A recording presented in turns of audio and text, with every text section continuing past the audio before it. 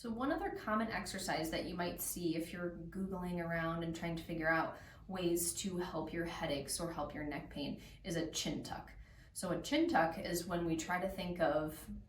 which a lot of cueing the internet or other people will say, is to try to give yourself a double chin. So it's that idea of tucking your chin into your body or tucking your chin into your body.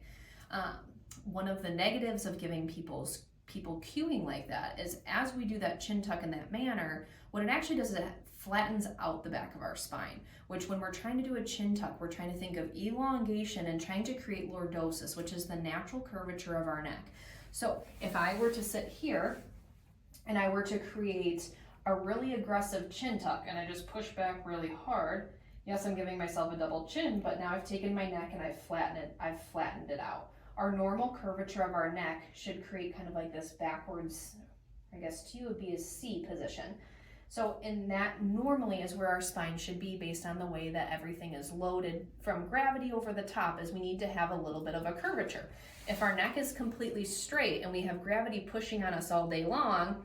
it's like trying to run into a brick wall, or you're trying to jump on cement, is it's really hard and there's no give. If I have a little bit of a curve and now I try to jump on it, now there's a little bit of a give to that spine. So that's why we want to try to maintain that curvature and not promote exercises that create that lengthening, not necessarily lengthening, but again, that flattening of the spine, is we really want to create lengthening plus a slight curvature to restore our normal lordosis or lordotic curve of our cervical spine. So then I'll show you how we can correct that laying down. This exercise can be done completely flat laying down, or I like to do it with the knees bent up because it just helps hold the whole rest of your spine in more of a neutral positioning. You can also perform without a towel, but I find the towel can give a little bit more cueing because again, we're not trying to fully flatten our spine. If I were to take the towel out and I think of tucking, I can really tuck really far, but again, I'm losing that whole line and I'm losing that little space between my neck that I should have, which again is more of my normal curve.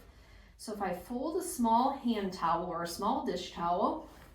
put that underneath the base of my neck here,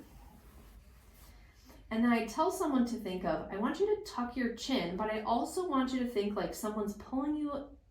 with a string attached to the top of your head, almost like we're trying to think of lengthening your spine. So now as I tuck my chin,